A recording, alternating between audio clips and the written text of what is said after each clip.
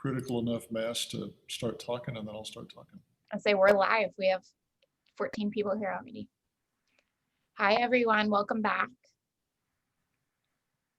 So you can see Liza's face now. She's not just popping up in the chat box.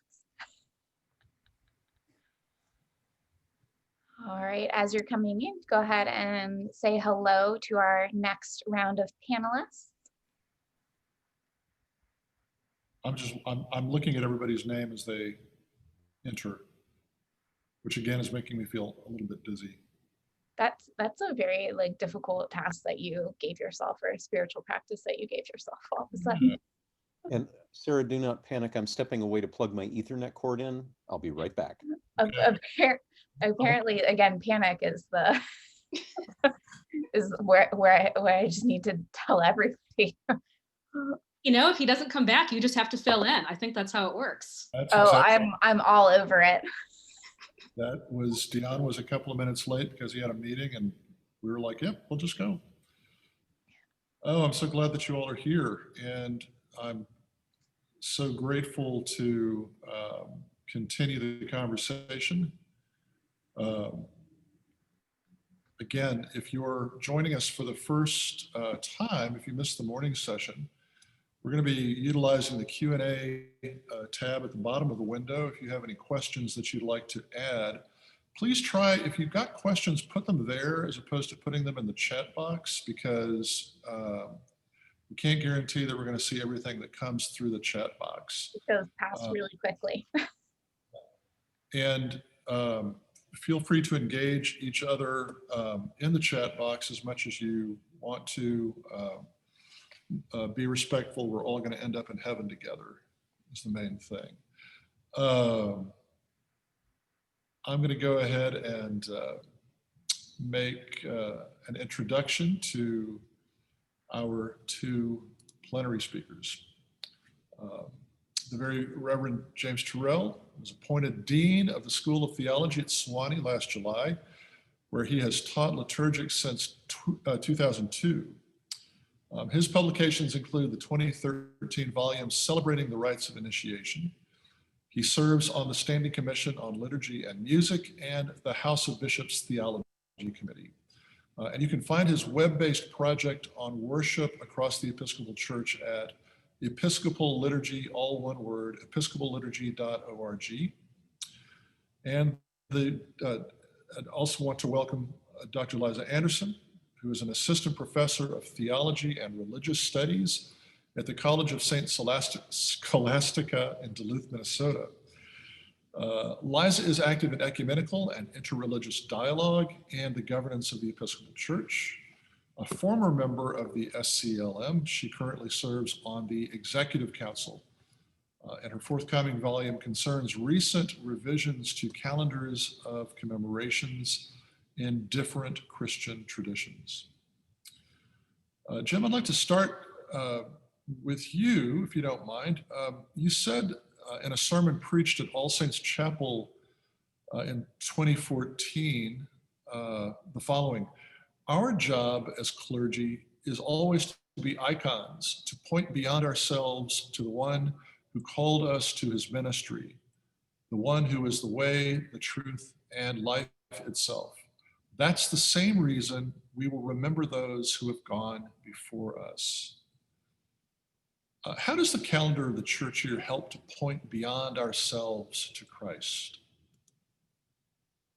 From my perspective, one of the most important features of any of the folks that we choose to remember is their heroic witness. In a sense, they're only in the calendar because their life in some way reflected more perfectly, I was about to say, a closer approximation of the reflection of Christ himself and than you or I. And so they're an exemplar of the Christian faith. They embody Christian virtues, and they often, if we think back to the way that the calendar originates, it originates with the remembrance of the martyrs.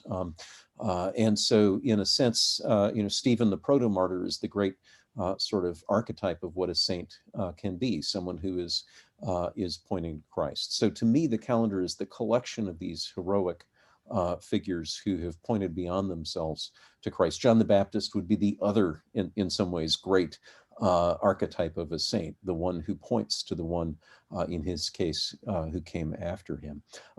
I do think that the other feature for me is the collection of family stories.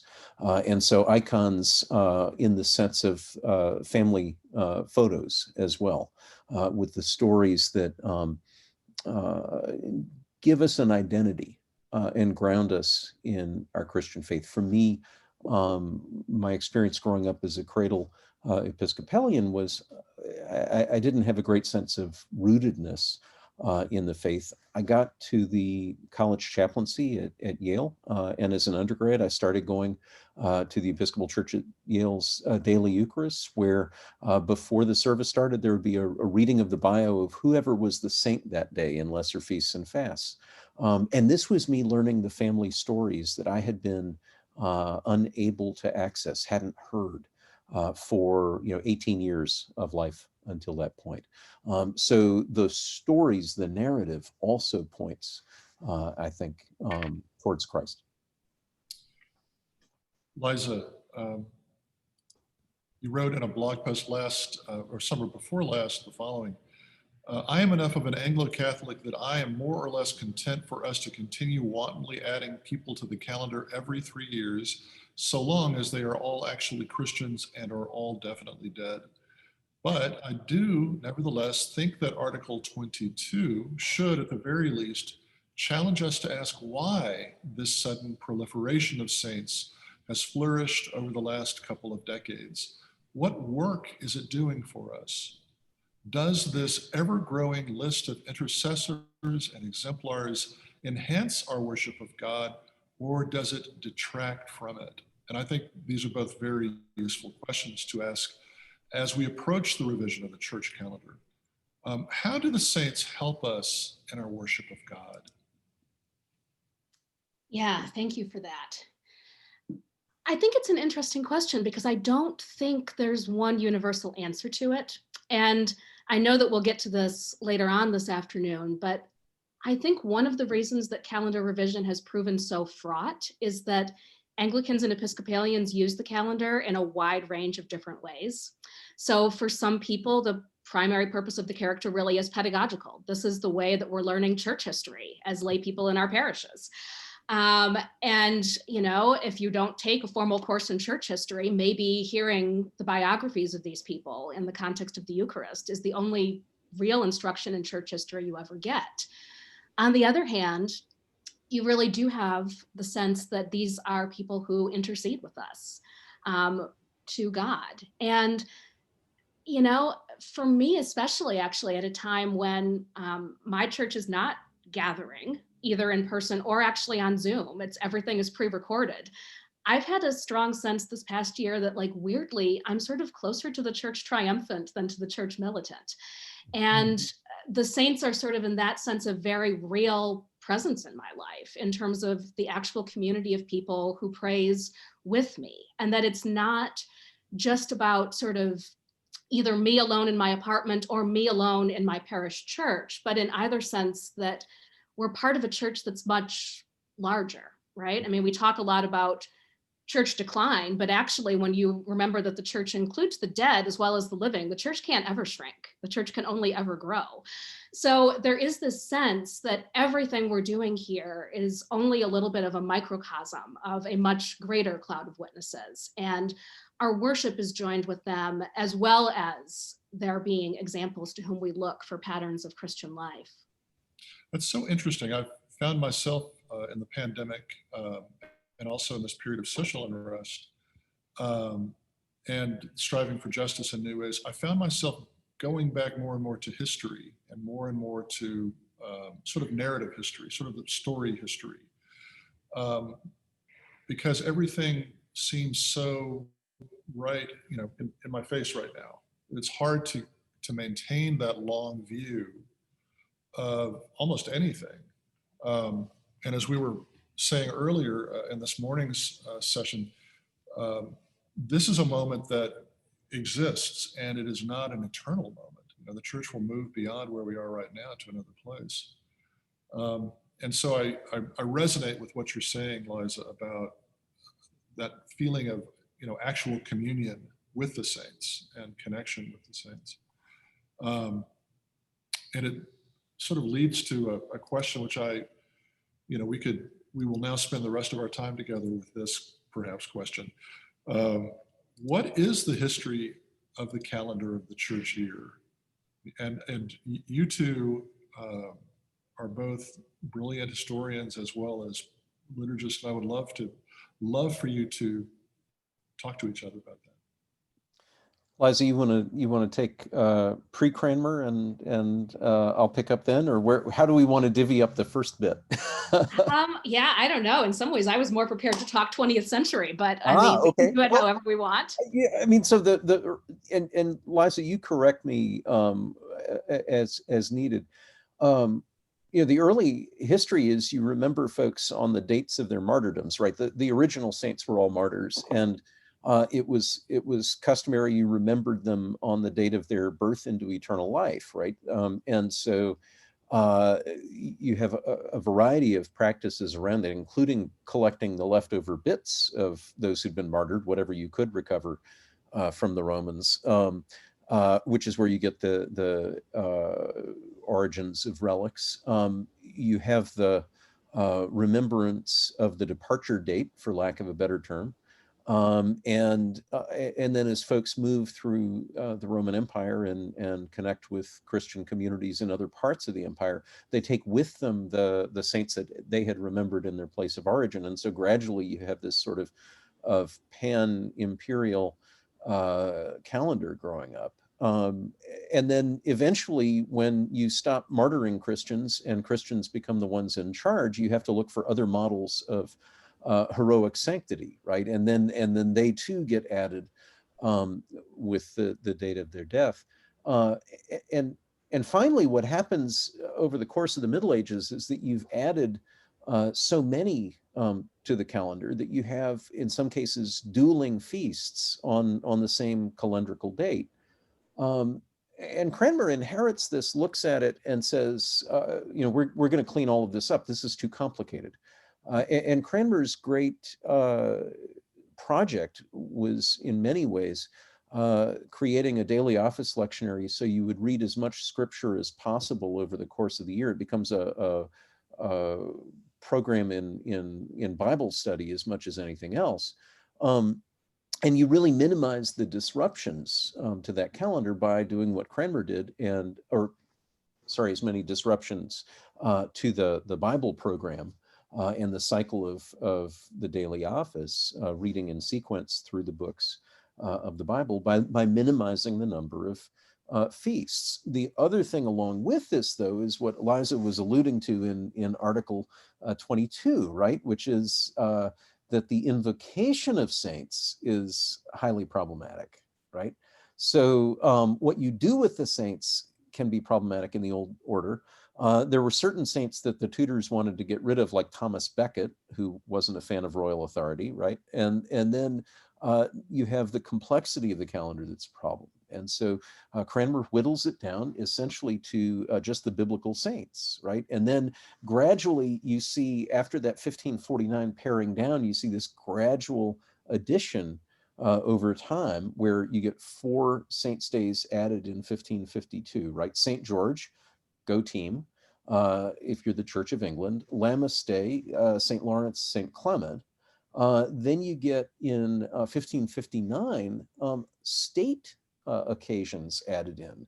But the line between church and state in Tudor England is cloudy at best, right? So Elizabeth's accession date, November 17th, is added with a little prayer service, because that's God delivering England from the clutches of Roman Catholics, right, in the rhetoric of the time. Then you add gunpowder treason, right, Guy Fawkes Day, after, again, another deliverance from the clutches, et cetera, et cetera. 1662, it's delivering England from the clutches of the parliamentarians when they add May 29th, the date of Charles I's return to England and his birthday, or Charles II rather, his birthday and return to England. And then Charles I's martyrdom is a day of fasting, right? January 30th. So you see this gradual expansion of the calendar harnessed to these very particular, often political needs. 1789, the Americans get rid of those English saints. St. George, not a big deal. You add Thanksgiving Day. Transfiguration is added 1892, but that's really a major, that's not a saint. 1928, they add Independence Day. Finally, in 1928, we've made peace with the fact that the English have been kicked out. They add a generic set of saints propers. It's really when you get to 1979 that you have this massive expansion of lesser feasts, right? So 79 is a revolutionary per book in a lot of ways, but not least in the way it handles the calendar. And then every general convention after, we seem to add more folks to that calendar of lesser feasts. And we tried a cleanup, or actually it wasn't really a cleanup, rationalization in 2009 with Holy Women, Holy Men. And then 2015 was an attempt at a cleanup with Great Cloud of Witnesses and saying, well, these are not saints per se, these are heroes and part of our history, but that's really about it. And then 2018, there was the proposal that went to General Convention that would have pruned back because what Holy Women, Holy Men and Great Cloud did was even more of an expansion of the calendar. So once again, like late medieval Roman Catholic calendars pre-Cranmer, you had dueling feasts on the same day. 2018 was an attempt to pare that back. It was a Cranmerian sort of move, and it landed with something of a thud at General Convention. And so then that's where we are now. But Liza, you can correct me on all the 20th century errors that I've just made. Please. Yeah, well, let me just fill in some things in general. That was all super helpful. One thing that might be worth saying, because not everyone may know, is that for a lot of that ancient and medieval history, you know, canonization was much more ad hoc.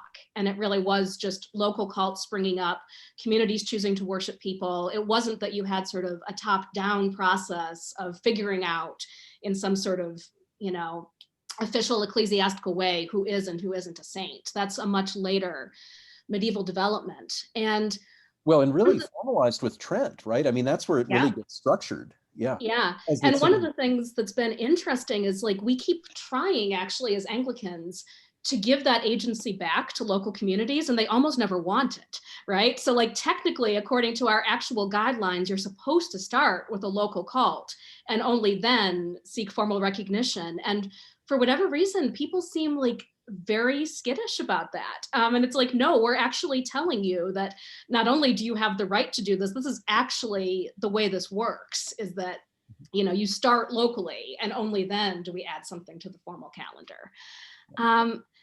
The other interesting thing with some of those earlier Anglican characters to me is that they never had a coherent theology of sainthood. You know, even Cranmer's calendars, it's like he strips a lot away, but then you just get random people in there who definitely never existed. And by 1662, you've got mostly biblical people, but then also like random bishops and 11 virgin martyrs, some of whom like also dubious historicity. So then it's like, okay, what is this? Is this a coherent theology of sainthood? The thing that gets interesting is that, you know, a lot of our own 20th century calendar revision, it doesn't happen in a vacuum. So the 1958 Lambeth Conference actually has a bunch of resolutions talking about this within the wider Anglican context, as a bunch of provinces are sort of looking at expansion of the calendar, trying to decide who gets in, what does this look like, what's the process, what should a calendar be? And I think part of that, okay, so a lot of this sort of like late 20th century stuff, it comes from a place of wanting to diversify the calendar. I mean, you know, Lesser Feast and Fast 2006, it's a calendar that's mostly white male bishops. But you could look at that And some people did, from a sense of like, well, this isn't just some sort of like politically correct quota system. That's not how sainthood works. I would look at that and say, well, if we're actually recognizing people because of holiness of life rather than because of importance in church history, Mhm. then one actually would assume that the graces of the Holy Spirit are going to be equitably distributed based on things like race, ordination status, gender, time period. And so if you have a calendar that's not, to me, the redress doesn't need to happen because, we didn't have saints in these categories and now we need to like create them so that they'll be balanced. It's more likely that like, we've probably been missing people because, if this is actually a document where we recognize people for heroism of Christian witness, one assumes that does not disproportionately belong to white male bishops. One assumes. And so there is this sense where in 2003, actually, the Episcopal Church passed a resolution saying that as part of diversifying our calendar, we need to look back through church history. We need to look at our ecumenical partners. We need to look at other Anglican communion provinces. And we need to make sure the calendar looks more like the people of God, not because it's a quota system, but because if we're truly looking for witnesses of Christian life, that actually probably should look different than the calendar we ended up with all along. And the last thing I'll add, which is just super interesting, is that a lot of Protestant churches have been going through this in the 20th century. And, most people know me. I don't really think of Anglicans as being Protestants. I know some would disagree with that. But, you have Lutherans, Methodists, even Presbyterians now developing calendars of commemorations and traditions that never had such a thing.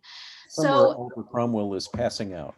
yeah, probably. And, the Church of England has done major revision with, I do have to say, the worst titled liturgical book ever, Exciting Holiness, which, makes it sound like it's sort of broccoli or something. And you're like, exciting holiness, But, for all our calendar wars and sort of the torture that we've been through with the church over this, this is not some kind of Episcopal bubble that we're just going through our own internal drama here. Like, this actually is something that just sort of 20th and early 21st century Christians are dealing with and trying to determine like, what is this thing? And is the kind of calendar we've inherited, does it match the theology we claim the calendar has? And I'm not sure as you say, I'm not sure we've ever had a consistent theology of the calendar, and we certainly don't today. And if you think of the confusion that arises like clockwork every 12 months, on November 1st and 2nd, right? Who are we observing on All Saints' Day? And depending on how the observance goes in your community, what do you have left for All Souls' Day the next day? Yeah. The liturgical thing that I've witnessed in the past is at the burial of the dead and the intercessions, when it comes to the commemoration of a saint, which is optional in the commemorations, people invariably will say the name of the deceased. Yeah. Which, it is kind of either a mistake or an innovation. It's hard to tell. And if you sort of go, crawling back through the tradition, right? I mean, there's something Pauline about the saints who are in Corinth, right? All of the holy people who are in Corinth, but the church pretty soon afterwards began to interpret that a little bit differently, so that you have, Thecla remembered as being particularly heroic. You have again, the collection of the bits of the martyrs. And so whatever pristine Pauline image of all the believers are saints, are the holy ones, it sort of becomes a yeah, but, and sort of like baseball, you've got your major leagues and then you have your AAA and AA coming out from that. Well, and, I would say too, not only has the church historically distinguished between these categories, but to me, the wonderful thing about having All Saints and All Souls Day as really separate things is the difference in liturgical mood. Yeah. So it's not that the people on All Souls are necessarily in like an ontologically different category, but the mood of the day is very different. And I really hate it when I'm in places where they're conflated, because I actually want to have All Souls Day as a place to grieve. Yeah. And, like All Saints Day, it's like we're just sort of like celebrating the richness of Christian witness in history. And I'm not at all sad that they're dead, because it's been like a century or more and I never knew them. And, we can just sort of like rejoice in their witness. But when you're talking about people that we've personally known, it's a very different mood, and we celebrate them in a different kind of way, because celebration is tinged with grief and it's all intertwined. And I think that that's actually healthy. And in some ways, you get sort of a toxic positivity with trying to celebrate all of our dearly departed loved ones as part of All Saints Day, where you don't allow people the space they actually need to process grief. Well, and again, from the historical standpoint, maybe we're coming full circle back to Article 22, where you started us off, Liza, right? Because All Saints was, the anniversary of the commemoration of the Pantheon is the Church for All the Saints, right? And it's essentially covering any saint that we have left out of the calendar by accident because they were not known to us, but yet they had heroic sanctity in the eyes of the Almighty. Whereas All Souls was about getting folks through purgatory a little bit faster. And if we hew to Article 22, we don't necessarily need the intercession of those saints that we had overlooked, and there's not a place to speed you through. Now, of course, anyone who's ever flown in the southeastern US and connected in Atlanta knows that purgatory exists, but that's a whole different matter. And I would be the first to want to stress that the article only prohibits us believing in the Romish doctrine of purgatory, and the Anglican doctrine of purgatory is completely fine. And basically, I would argue just means you can't buy your way out with money. But I'm somewhere St. John Henry Newman is looking down and smiling on you, Liza. Oh my goodness. There's a question that's actually come up in the Q&A, which is related to what we've been talking about. And I'd love to hear each of your opinions about it. When modifying the calendar, this is from Mark Neighbors, by the way, when modifying the calendar, especially when adding saints, what obligations might we have to other Christian communions and the larger church? How might we negotiate this larger view with local, national, and denominational observances? Yeah. Well, let me start by saying that, like, one thing that I think there's been a lot of debate about within the church is the appropriateness of adding sort of non-Anglican saints to our calendar. I personally am very in favor of it, because I think that, like, it's a weird sort of use of a calendar to turn it into a statement of denominational identity, as if our denominational differences perdure in the eschaton, and, as if Jesus is coming back to marry an entire harem of churches. And so here he's got his Anglican bride, and over there is his Catholic bride, etc. There definitely, though, there are many people within the Episcopal Church who really do see the calendar as an expression of our identity as Anglicans, and who really do want it to be an Anglican document that privileges English saints and then post-Reformation Anglicans.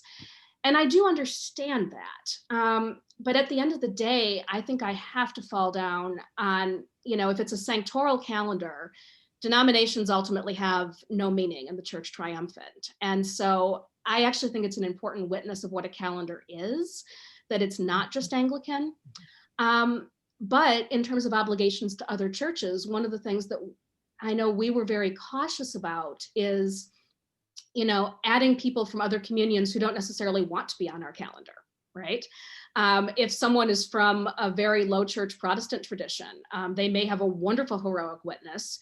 Do they want them asking, do they want us asking for their intercession at an Anglican Eucharist? Maybe not, right? So there is a kind of ecumenical sensitivity there, where in a certain sense, you do want to affirm these people as part of, the Church Triumphant that we all recognize, but it doesn't necessarily mean that it's the most ecumenically sensitive thing to slap them on our calendar and just be like, oh, Mennonites and Quakers, we're really sorry for persecuting you, and so now you have your feast day, because that's our Anglican way of saying sorry. When, like, if that's not part of their tradition, that may not be a reparation that they appreciate. Well, and then there are the folks who wouldn't say that we were a real church anyway, not to mention Newman or say Chesterton or any of a number of other folks, right? So um, I, I suspect we do well to be a little bit reticent to incorporate, you know, post 16th century saints, or say, you know, post 1535 saints, who may have played for other teams, right? But I suppose I think there's two useful things that can be held in tension here, and one of them is, um, as Liza says, you know, I mean, I think in the eschaton, all of these labels and identities are going to fall away, right? Um, the flip side is, to the degree that these are our family stories, we might choose to preserve the story of some saints from our little backwater, that somebody in, you know, the church in East Syria might think is just really of no interest to them, but they might be to us, and that's okay, right? Was it Cuthbert who had the sea otters? I mean, you know, we might have these charming stories that we want to preserve of saints who made a difference in their particular corner, but other folks might not have any interest. So yeah, I think there's a useful tension between the two. I wouldn't use the language of obligation. I think I would say, you know, just as we encourage local observance, so each national church might choose to have its own saints. I'm going to go there. Charles I is in the calendar of the Church of England, and I can think of few more poisonous that we might choose to include in ours, in terms of the way that the calendar might be received at General Convention, right? So we might choose not to include him, and that would be okay.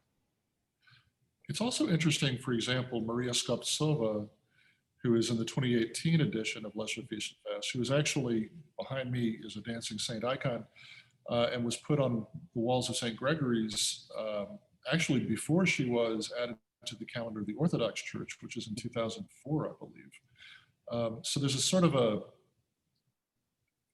we don't want to fast track, or do we want to fast track those who might not be fast tracked, and I'm saying fast track, probably the wrong word, adding to our calendar before they're added to their own denominational calendars. And there were, you know, probably reasons the Orthodox shied away from Maria Skoptsova, but those might not adhere as strongly to Episcopalians. Yeah, I mean, the other example that came up a lot, and I'm sure will continue to be discussed, is Dorothy Day. And, you know, that's one where I think there's a lot of support in general in the Episcopal Church for adding her. On a purely practical level, if you would like to see her added by her own church, having us add her to our calendar honestly does not help her cause. Right. And so, you know, there's some ecumenical politics with all of this, as well as, you know, I mean, it's not only a question of who do you think is definitely in heaven in the communion of saints. It's also a question of, like, what is it actually helpful for us to formally add to our calendar as an official observance? Yeah. Right. And again, in the same way, I wouldn't want to be held hostage to the politics of the Vatican in terms of when we put Dorothy Day in. So it's that delicate sort of walk. We might recognize sanctity there, in someone who is part of that, you know, ecumenical cloud of witnesses, and the vision in their home denomination might be obscured. Yeah. Yeah, and we did add Oscar Romero before the Catholic Church. Yeah. So, I mean, it's not like this is unprecedented. We have done it before. It does. It raises the question about, we've been talking about already, the sort of theology of saints. In the Anglican theological tradition. And I wonder if there's a way of articulating more specifically the Episcopal Church's theology of the saint, as opposed to a sort of generic Anglican sense. I'm going to be Donish and say that the fact that we've had such a hot mess with our calendar from 2000 or after 2006, Lesser Feast and Fast came out onwards, suggests that there is no coherent theology of sainthood in the Episcopal Church, or rather that we each think that our own is coherent. But when General Convention meets in solemn assembly, we find that there are a whole bunch of different coherent theologies. But that's me being a little, pointed maybe. Now, I would agree, but I would actually say, in some ways, I genuinely don't think that's a problem as long as we acknowledge it. There are so many areas now where Anglicans used to have consensus, about which we no longer seem to have consensus. And the theology of the sanctoral calendar is not one that we ever had consensus on in the first place. And so the idea that we are going to come up with a coherent theology of the calendar that we're all going to sign on to, I find that sort of incredibly naive and sort of charming, but not very realistic. Mm-hmm. And so I think in some ways, like, what you need in a book is something that's stretchy enough that you can use it with a number of different sanctoral theologies. Because I think that there's a number of different theologies of the calendar that are all actually authentically Anglican. They're all coherent in their own right. And there may be, each one of those would have some people who wouldn't make sense on other people's calendars, but there is actually a large section of folks in the middle who would make sense on all of these calendars. So, it might mean that someone like me, for example, I cannot have Saint Expedite, because guess what? He didn't exist. I love this saint. I accept the fact, however, that this is out of bounds for most Anglicans. But it also means that you have someone like John Calvin, who's been on our calendar. That's another one where, if your criteria for being on the calendar is simply importance in Christian history, then sure, he belongs. But I would argue that that's not one that's stretchy enough to accommodate the range of Anglican views on sainthood. And yeah. Oh, no, go ahead. No, I think basically that's it. I was just going to say, in some ways, it's the same with Charles the Martyr. Unlike you, I am delighted that we have a devotional society that does that. But I don't think that's a stretchy commemoration. And so, to me, we have a whole bunch of these people who are appropriately commemorated within some theologies of the calendar, but because they're not able to be used within all of the different theologies that are all appropriately Anglican, then they're not appropriate for inclusion on sort of a universal document. But since we've talked about local commemoration is a really real, recognized, robust thing, that's also not a problem. Right.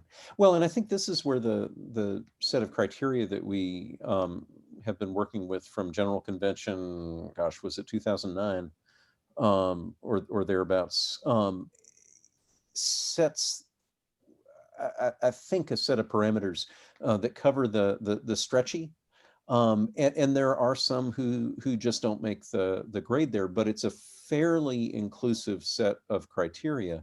And then the fact that these are all optional observance means that if you really just are Cranmerian in your view of who's in and who's out, the list of majors is all you need. The holy days out of the prayer book, and leave the rest to those who want to indulge in such things. Yeah. Yeah. And, this is an area where people actually have a lot of liturgical discretion. And what was fascinating to me, actually, when I was secretary of the SCLM and getting all of the correspondence that people would send, which was delightful. But what was fascinating is that for a church that in general wants to have liturgical discretion and do whatever we want to do, people would get genuinely distressed if I would tell them that they had a choice. And people wanted rules. And it's no, I'm actually telling you that this is an appropriate exercise of your Christian freedom. And there is options here. We don't have to have rules about absolutely everything.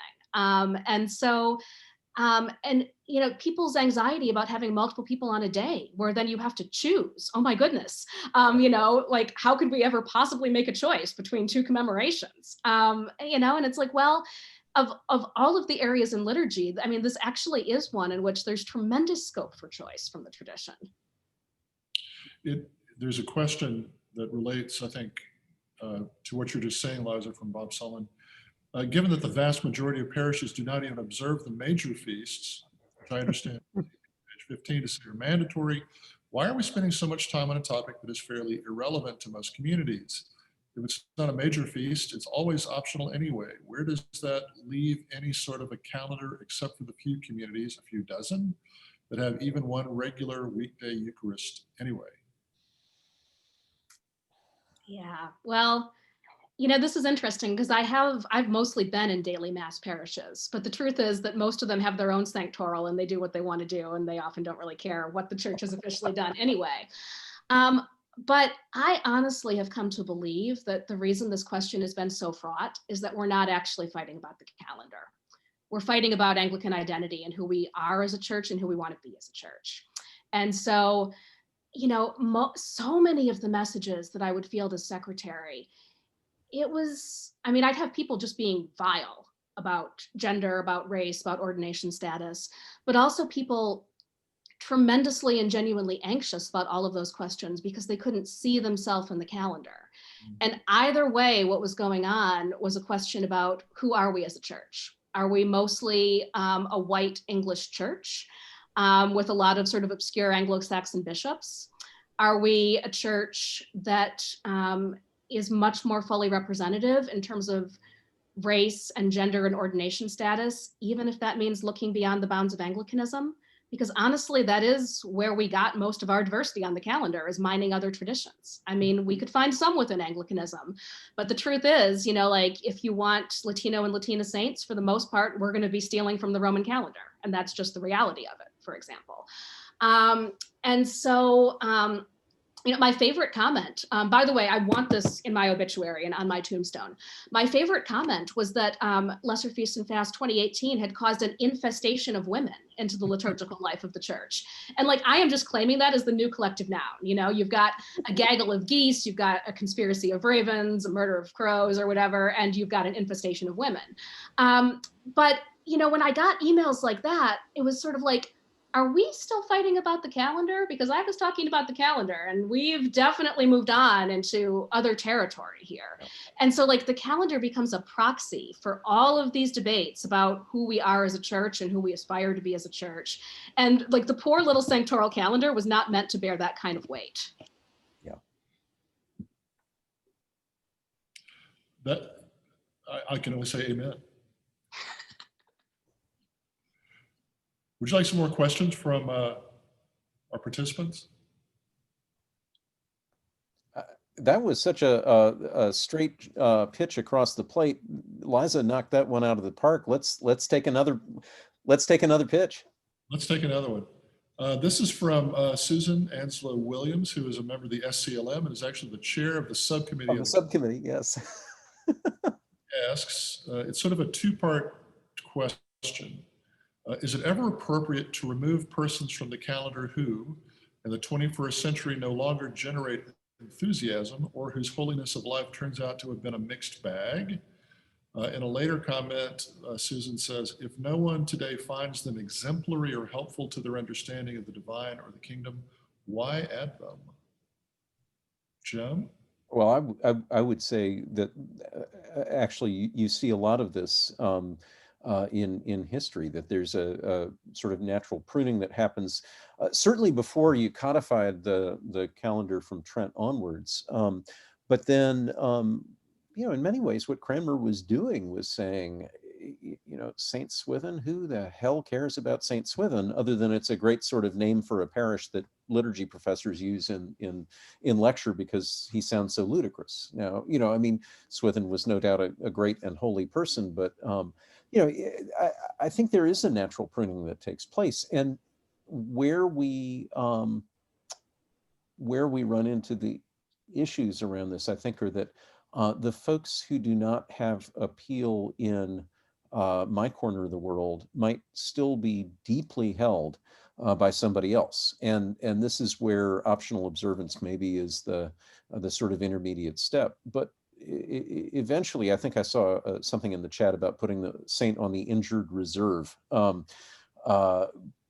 I would be fine with that, or send them down to the minors until they finish their rehab, and then you can call them back up, to extend the baseball metaphor. I think there's nothing wrong with that. The other thing is we do run into folks where we learn a bit more, and this is complicated, right? Because the saints are not perfect, right? There's actually the great novel by Frederick Buechner, Godric, right, which it sort of plays with this disjuncture between the life of the actual person and the representation in hagiography, and the person slash saint's own discomfort with that. You know, I think everybody would agree that Martin Luther King Jr. belongs in the calendar of saints. He wasn't perfect, and we know that, you know, not least because his FBI file was released, right? So that doesn't erode the sanctity there. So the question would be, what is the preponderance, maybe? I think looking for perfection or numbers of miracles, I think that's silly. But you might have someone who's credibly accused of something monstrous, and we might then say, no, this person doesn't belong in the calendar. We didn't have the whole story. You know, I suspect we have a fair number of saints we might go run through the filtration system in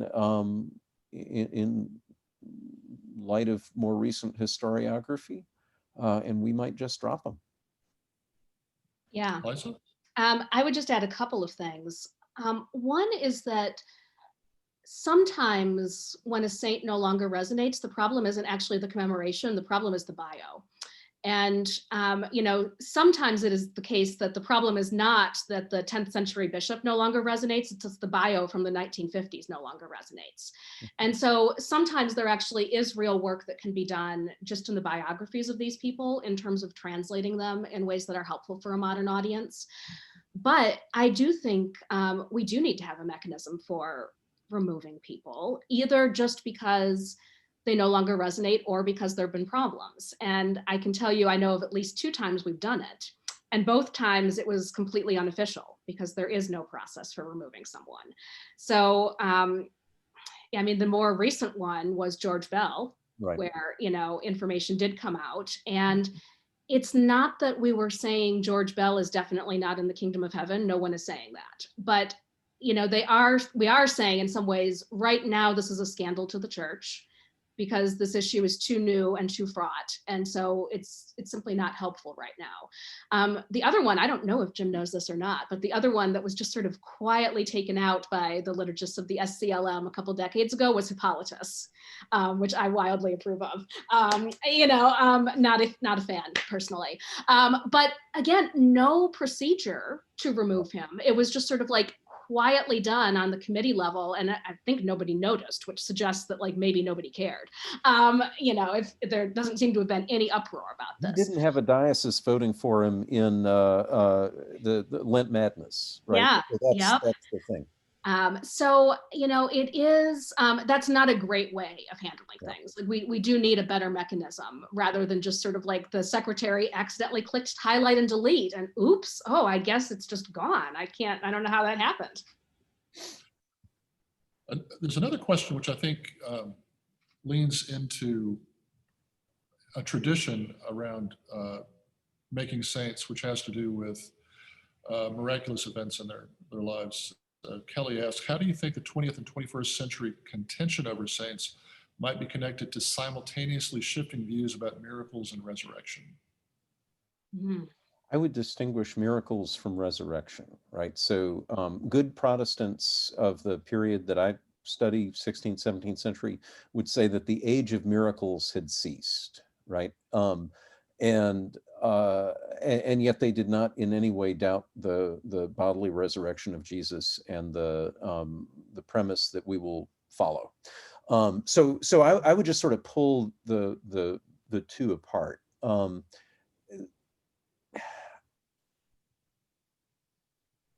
I think the question here would be, was the testimony of miracles really what defined a saint in, you know, for me, where I always look back to the early church? And the answer was no.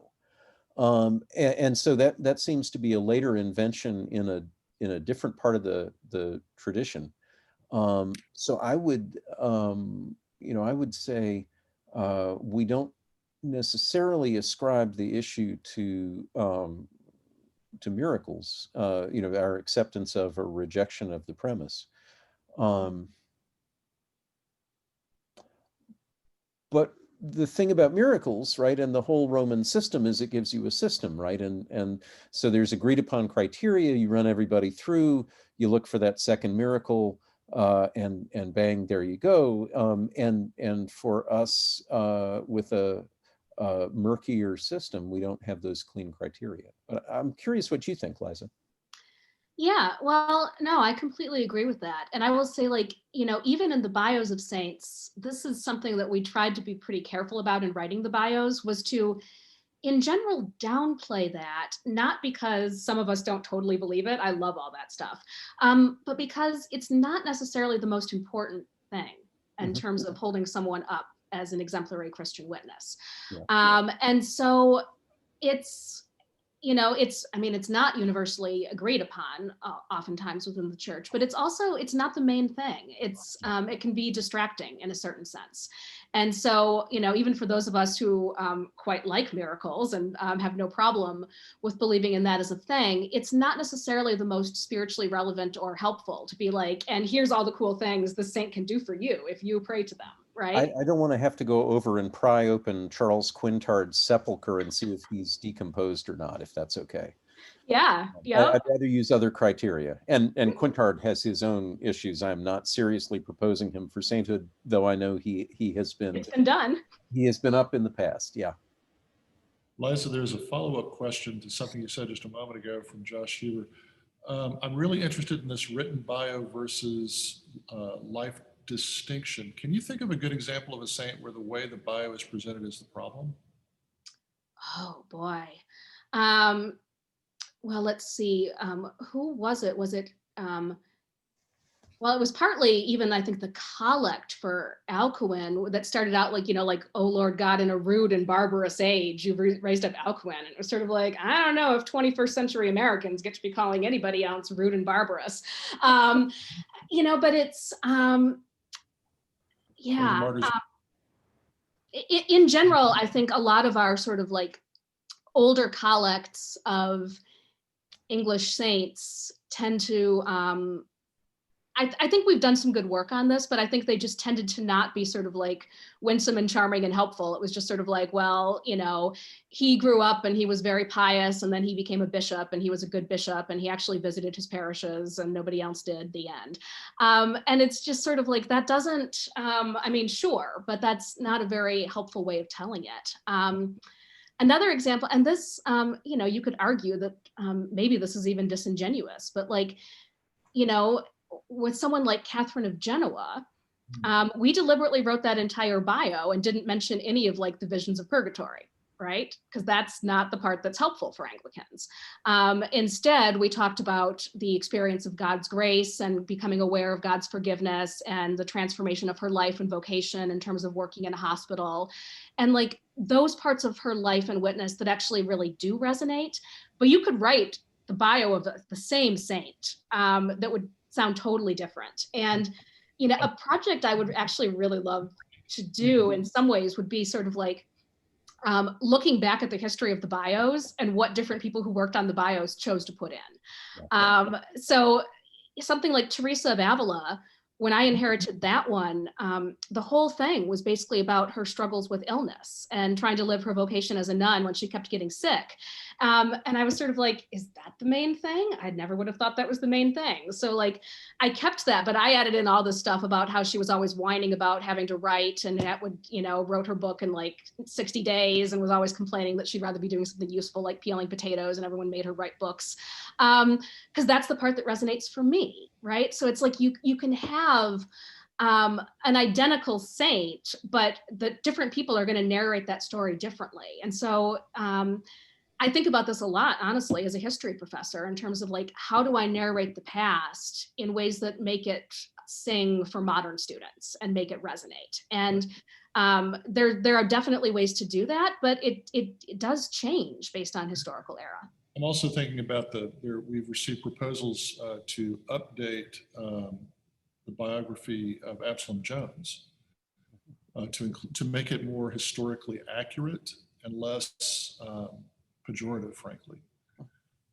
So, I mean, I think that, and it's an interesting thing because it sets the saints in living history as opposed to a kind of distant history that we don't ever comment on.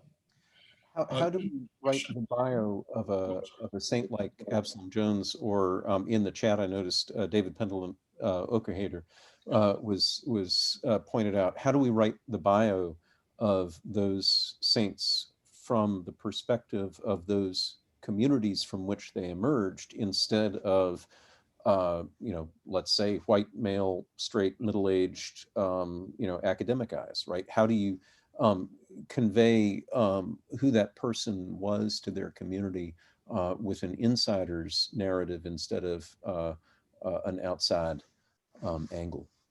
Yeah, and this is I in think, some ways why you're we, seeing people say involve folks from that community, right? In the yeah. right. Yeah, because and in any given iteration of the SCLM, there's only so much depth of knowledge you can have. I mean, I can tell you, I'm much happier with the state of bios and collects for ancient and medieval folk in Lesser Feast and Fast 2018, because that's what I know. And so it's like here I know what I'm doing. When we get to the 20th century, I'm sort of like, it happened. Most of my knowledge of it comes from the previous editions of Lesser Feast and Fast. So I'm not your authority here. And so, no one person or no committee of 3 people is going to have the depth of knowledge and experience to do all of that. And they did try to cast the net wider in Holy Women, Holy Men, and drew in a number of folks to write. The difficulty with Holy Women, Holy Men was separate from the question of the writing team, maybe. Jim, there's a question to you from Thomas Alexander. Mm-hmm. 2020 is yearning for the Episcopal Church to dig deeper into our own history. Movements across the country are begging us to do this work. Jim, can you speak to some of the School of Theology's recent experience of this intersection? Yeah. Digging into one's own history, the work of racial reconciliation, and the practice of liturgical commemoration. Yeah. How can liturgical commemorations help us to do this work? And I think, let me answer that 2 ways. And the first is to take the sort of 30,000-foot view and say that this is maybe an example of letting, or better yet, encouraging local communities to do their own work, digging into their history. And then perhaps coming out of that, there may be something that resonates beyond that local community, or it may be something that is just good for that community alone. So the School of Theology, where I teach, is situated in a larger university that from its founding was slavery's university. 1858, the whole premise of the charter was this was going to be a college where young gentlemen, using the term advisedly, of the South could be educated without the danger of picking up abolitionist ideas had they gone to a place as far north as the University of Virginia, right? So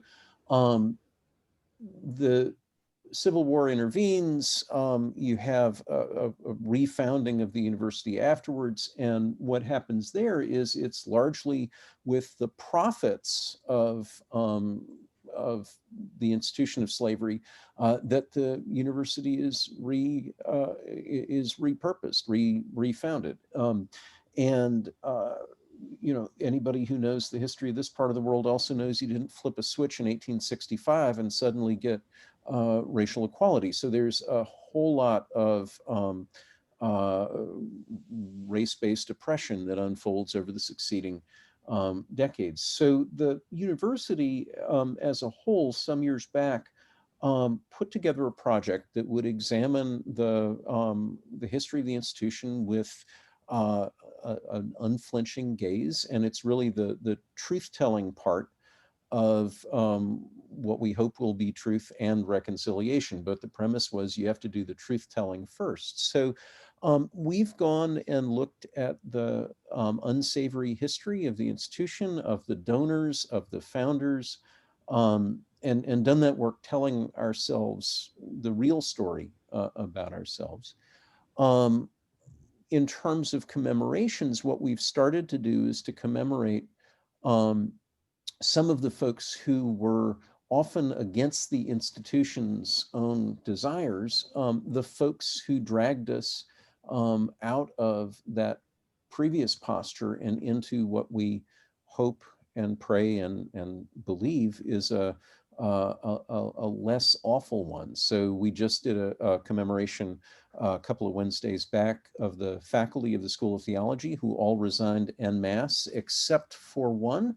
That would be the liturgy professor, back in 1953, because the university refused to desegregate even after the Episcopal Church had told them they had to. And then about a year later, the university did vote to desegregate. We also unveiled the portrait of our first African-American graduate, Father Joseph Green, civil rights leader, civic leader, and longtime rector in Norfolk, Virginia, unveiled his portrait as a way of holding him up as an example, and as the Vice Chancellor, our president, said, as one of our founding fathers, graduated in 1965. So we're trying to commemorate, to elevate the folks who did right. It also means telling that story unflinchingly, so saying outright, the faculty resigned because the institution refused to do what was right. Father Green, we commemorate because he persevered even though people were trying to chase him out. We're trying to tell the story of these particular heroes in a way that does not let the institution off the hook, as opposed to Father Green graduated and so everything's okay. Which is not true, right? So how does that bear on what we might do as a church? I think maybe it points back perhaps to those bios that Liza was pointing to and saying, maybe we need to be, you can be hagiographical of the saint, but maybe the institutional church doesn't need to get a pass. Maybe we call out white supremacist behavior, for example, in the rewrite of the Absalom Jones bio, right? And so forth. So I think what we're doing locally, and I hope I'm answering Thomas's question on target as opposed to straying off, but using commemoration and celebration to celebrate those who pushed us to do right, but at the same time acknowledging how we, the institution, made it so hard for them. Thank you for that. We have 1, 2, 3, 4, 5, 6, 7 really good questions. And we have less than 30 minutes. And these are not targeted to either of you specifically. Kelly asked, can you talk about why we have so few fasts? Yeah. So we tried to fix this. and I mean, you guys, all three of us can testify, right? We tried a couple of different ways too. And so, yeah, I mean, you want to take this one, Liza? Yeah, well, I mean, the short answer is that people don't necessarily want them. I mean, the thing I was the most proud of from General Convention 2018 was that, we actually passed a resolution saying add more fasts, and we did it on the consent calendar, which, I think if we'd actually debated that, a lot of people would have been like, no, we don't want that, actually. We don't want more fasts. But I mean, I actually do think this is something we need more of, especially as we're grappling with many of the ways in which our institutions and us individually have failed.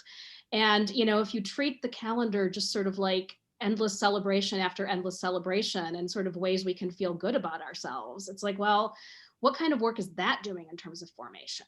And, even thinking, I'm very frustrated in general with the whole sort of criteria of firstness that we use in the calendar. And so first women priest, first Black priest. I want to hear that they were good at it. I don't just care so much who was the first, right? That just gets too much into the important thing. But you know, what if rather than sort of like congratulating ourselves for ordaining women, we instead repented of all of the ways in which we didn't acknowledge women's gifts for so long, right? And we can just end up with a calendar where all we sort of do is pat ourselves on the back and be like, look at all of the very good, very inclusive things we've done. And it's like, well, yeah, but we've also often failed. But you know, even things that like we technically already have, like the Rogation days and the Ember days that are wildly neglected, I think are needed more than ever. You know, I mean, especially Rogation days. I'm just like, we're destroying the planet. We've got a pandemic. Like, what better time to really bring those back with a vengeance? But you know, honestly, I think it's just people don't like fasting. They're like, oh no, that sounds like something we wouldn't want to do. And what is a fast day? So again, you know, if all you have is a hammer, everything's a nail. So I go back to my 16th and 17th century folks, and you know, for them, of a certain type of fast day was going to church basically all day and hearing really long sermons, right? And engaged in godly spiritual exercises. For other you know, points in the period, it's abstention from food or anything that would be fun. And then is a fast preparatory, or is it freestanding?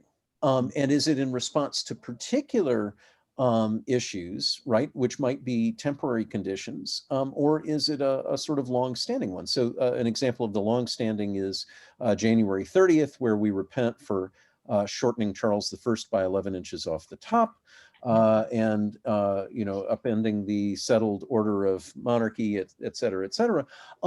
But conversely, you could have a fast day to avert the plague, right? Or you might have, we might say we would have a fast day for a certain number of years to commemorate our fail and repent of our failure to elevate women in the church until a certain point where then perhaps the church might in, you know, holy council sit and say, well, okay, we've worked that off. And now we can, and then, you know, the other example would be how many of us fast prior to receiving communion? What is our Lenten fast like as a preparatory fast? You know, the old maxim is that Sundays are never a fast day, even in Lent, so you somewhat relax the fast. But if the only churchy content we're getting in us is on Sundays, are we fasting the other 6 days that week, right? And have we missed something, right? Plus, So, you know, it's increasingly, you know, the trendy thing that instead of, you know, giving up something like alcohol or meat or whatever for Lent, people do something like give up gossip. But then, like, if you do that, you can't take Sundays off, right? You can't just be like, oh, well, it's Sunday, so now I get to have all of the gossip. you save everything up and then you get to share it at coffee hour. That is an observable phenomenon, but it's not a good one. Yeah. And so it's like when we sort of make the things that you're giving up, when we treat those as, when we use sins rather than things that are good, but which you might want to discipline yourself from for a while, then you end up with a completely different understanding of what it even means to be fasting in the first place. I mean, we're supposed to be fasting from sin all the time. So that is the goal. There are two questions which I'm going to pair up. Amy asks, how can the calendar of saints contribute to formation when precious few people, quote, want to be one too? And Marty Burnett, hi Marty, we went to junior high together. Marty Burnett says, what are some practical suggestions in addition to Lent madness that could increase engagement and familiarity with the calendar of saints? Here's where I would put in a plug for the Daily Eucharist. Because properly, you know, we do our best when we stick to the daily office lectionary. You can always include the collect of the day out of Lesser Feasts and Fasts, but you know, the Cranmer's idea of Bible study is really what drives the daily office in Anglicanism. But the daily Eucharist is a great way to, again, back full circle to where I really started my engaged life as a Christian, Dorsey McConnell, reading the bio of the saint out of Lesser Feasts and Fasts, and then observing that saint in the in the collect and lections. how do we use this as a tool of formation?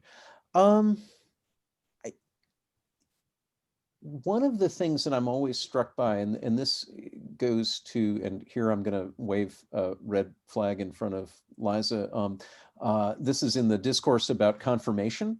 So Aidan Kavanaugh said, part of the difficulty with confirmation is it's often a liturgical solution to a pedagogical problem. Let's transpose that and say, now formation is bigger than pedagogy, right? And so formation includes our liturgical life, our prayer life. But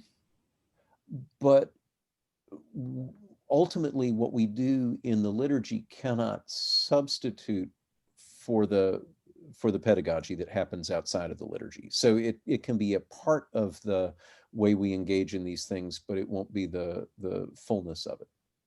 Yeah, and I mean, I would have to say that I don't think the primary purpose of liturgy is pedagogical. I mean, when you participate in it daily, it does absolutely have a formative effect on you. Like I was ruthlessly hard on the tradition of the autobiographical collect that we sort of inherited. That was sort of like, oh God, who's saint so-and-so did X, Y, and Z, please do A, B, and C for us.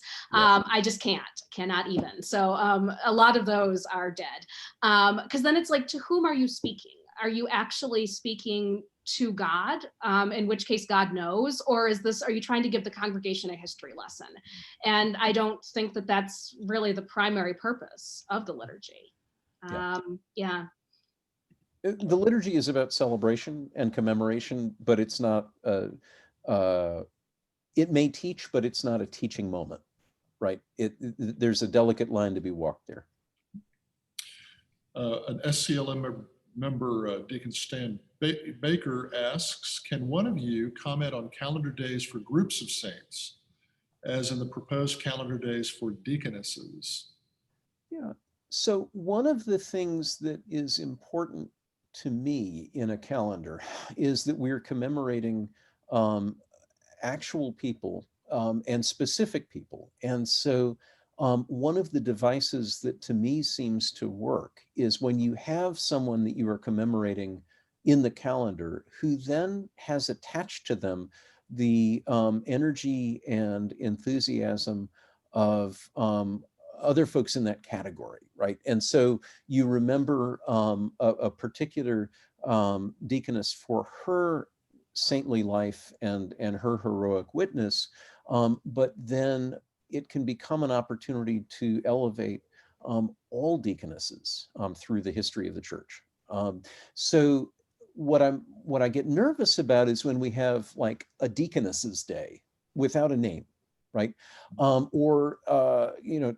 Let's take, Lawrence the deacon was a particular deacon, a heroic deacon, griddled alive. The Romans are torturing him, and he calls out from the gridiron, I'm done on this side, you better turn me over, right? I mean, what a way to go out with style, right? He's a great icon of the diaconate.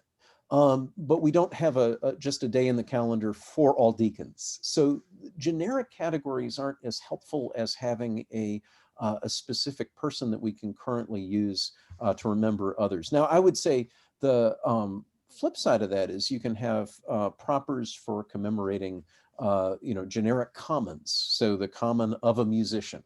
Well, you use that when you're remembering Bach, if you don't want to use what was in Holy Women, Holy Men, or for scholars, use that maybe if you want to remember, I don't know who, Saint Reinhold Niebuhr, right? Not saying seriously that that's a proposal in front of SCLM, but you could use the proper for a theologian. What you wouldn't do is say, we're going to today remember all theologians who've gone on before us.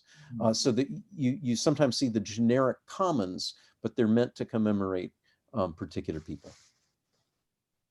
Yeah, I have very little to add to that. I mean, basically, I think you need an individual to serve as an icon because ultimately we're venerating people, we're not venerating concepts. Yeah. But yeah, Jim said this very well. Good.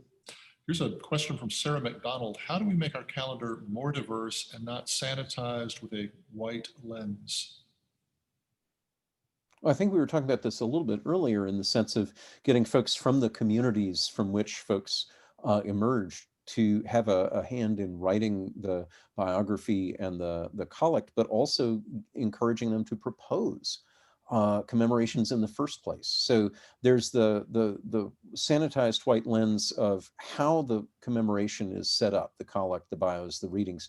There's also then who gets included in the first place. And so how do we encourage folks to cast a wide net? I do think we do well when we look at the global church.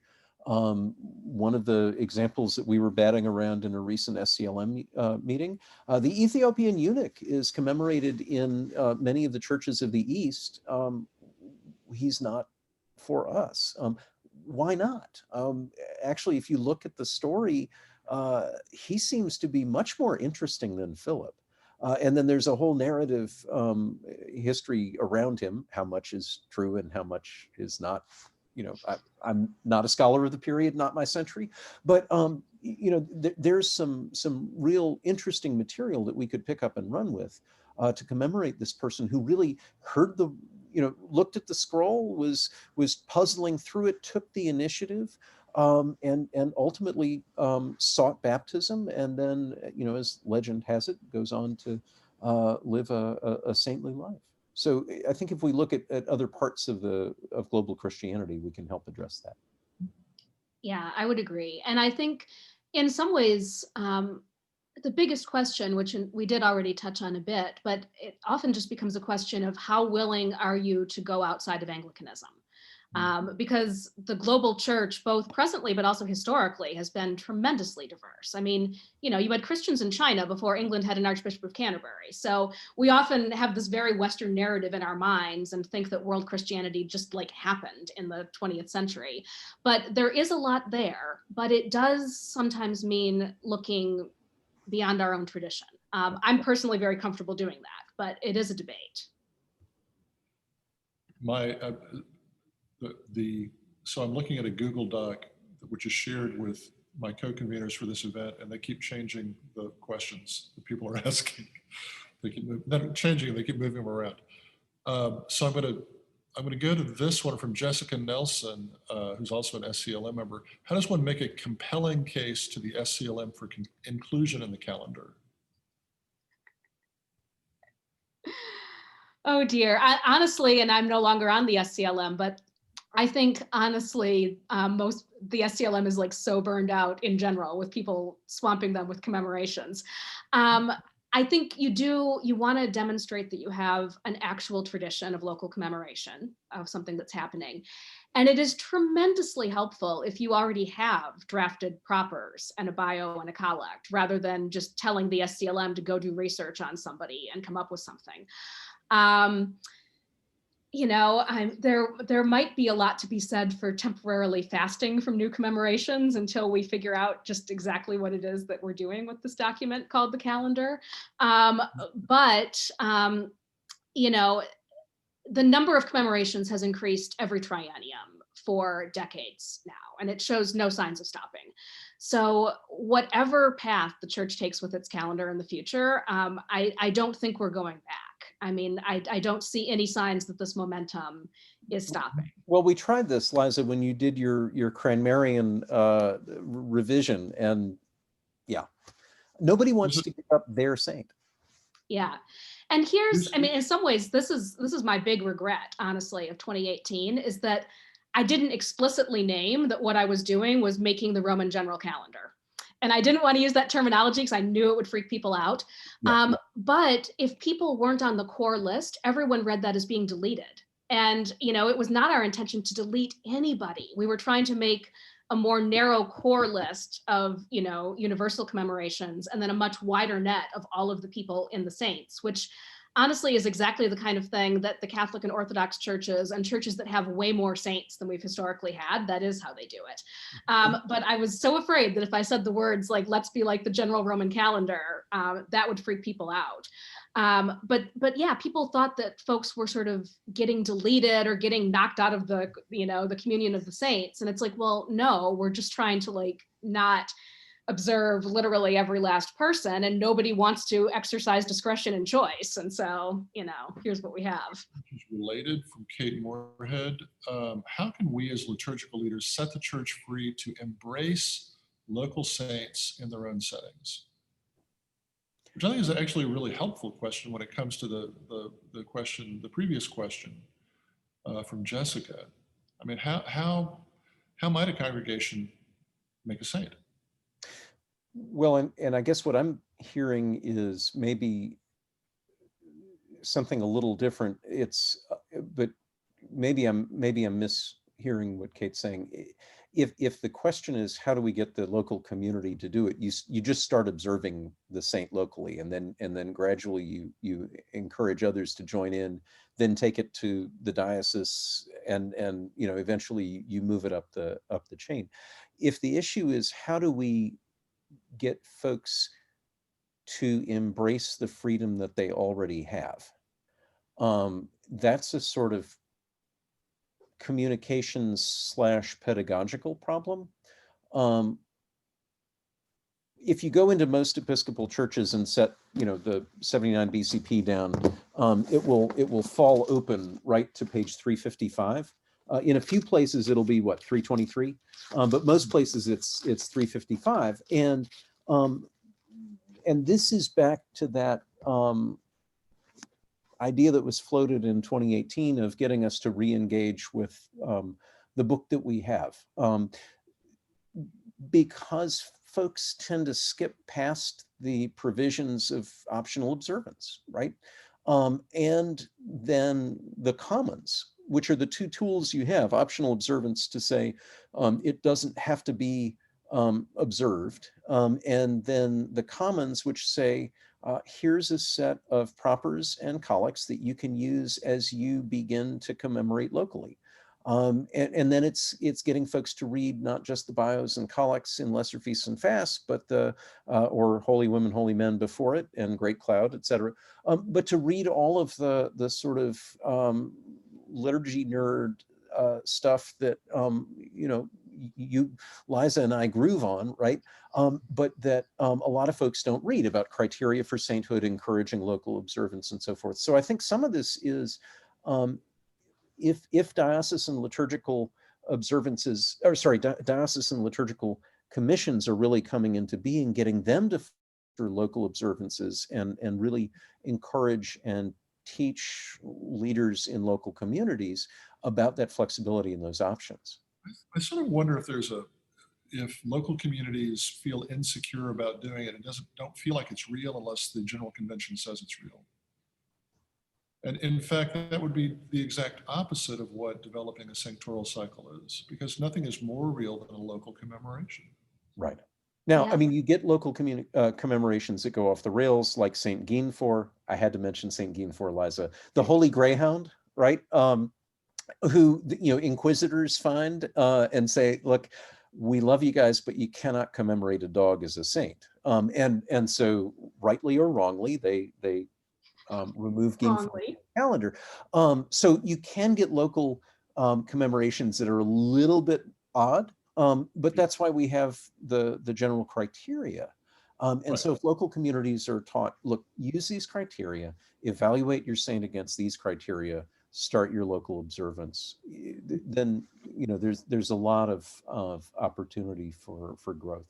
Yeah. And, I do think, people have a lot of freedom, but they don't have unlimited freedom. And, everyone sort of laughed at the beginning when I said that, they do have to be definitely Christian and definitely dead. But, I've received proposals when I was on the SCLM for adding both Catherine Jefferts Schori and Michael Curry as the first female and the first Black presiding bishop. But, they're both still very much alive. Now, some of those medieval popes could solve that, but they had a more flexible moral system than we do today. Yeah, so, but in some ways, that's the state of education about the calendar, where it's become just a way to honor anyone we want to honor.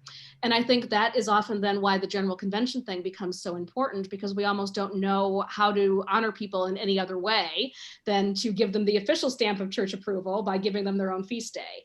And again, that's not really what the calendar is the appropriate tool for. There's a question that relates somewhat. How, this is from Dana Kramer Rolls. How about dates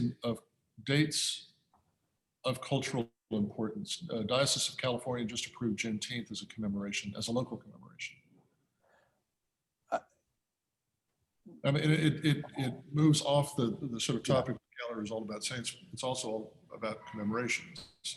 Yeah, by the way, I do just want to hold up my holy icon for Michael Rogers in the chat. So yes, I'm right there with you on adding a certain addition to the calendar. I think the question about cultural observance is maybe wrapping back to what do we think about gunpowder treason, about Coronation Day, the accession of Elizabeth the First. Are those cases where the barrier between civic and religious is properly a permeable membrane, right? Or are those cases where it was important, but it was not churchy business? I can cast Juneteenth in a theological lens, but I don't know. What about Independence Day, American Independence? I would strip Independence Day right out of the calendar. So would I. I think that was, I would be happy to see that drop out, and I am grateful for the Vice President of the House of Deputies who always sends a corrected collect out for us, right? And the other important thing with all of those is to remember that we're not just an American church. And so, I can easily make the case for commemorating something like Juneteenth within the United States, but it doesn't make sense to me to add it as a commemoration for the entire Episcopal Church when that's not a history that's shared by many of our dioceses. Yeah. And same with American Thanksgiving. You can put a theological sheen on it, but again, that's an American holiday. And so why does that have to be on the prayer book of all of these other dioceses in the Episcopal And there's Church? probably a continuum here, and we could probably situate some of these things at different points on the continuum, and then it would just be a question of where you draw the cutoff line. We have 2 minutes left, and there are still some delightful questions that I wish we could get into. I'm afraid we're going to have to let them go for future consideration. Okay, I'll ask one more. What about the commemoration of Old Testament saints? Okay, you have 30 seconds. The East does it, if I'm not mistaken. The East does do it. Who are we to argue? Here's the thing: would the saint in question, would we be doing violence to the person's integrity, or the way that others have interpreted that integrity if we say this person was a proto-Christian, a Christian avant la lettre, right? That's not quite as bad as Mormon proxy baptism, but we just want to tread real carefully, I think. Yeah. And I'm going to go ahead and say something wildly Anglo-Catholic just to get Jim all riled up right before we end. But in some ways, I only truly see the point of commemorating biblical saints at all if you're also including information that tradition gives us beyond what's just in the Bible. And when you're commemorating people for literally the only thing we've got is what's in the Bible, I'm like, we have the Bible for that. The Bible is wonderful for that. But I don't feel the need for a separate feast day unless I'm also getting additional information about this person that is not included within the Bible. And for most of the Old Testament saints, we don't have anything like that in tradition. We really just have what the Bible gives us. So for that, I think people should read the Bible. Very good. Liza and Jim, thank you both so much for your participation. It has been a delight to share the screen with you. The conversation has been really, really wonderful.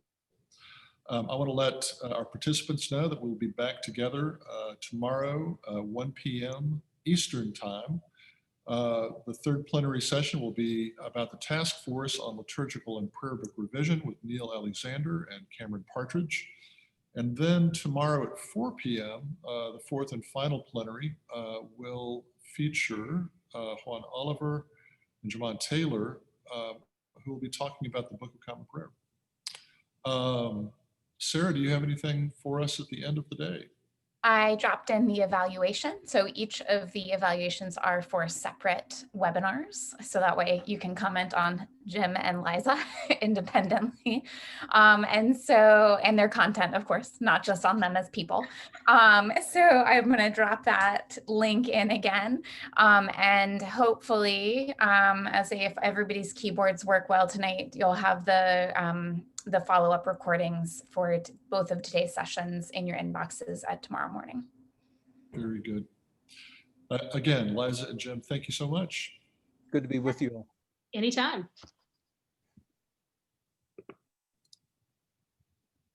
Are we done? We're done. All right. Take care, y'all. You too. Bye-bye. Bye.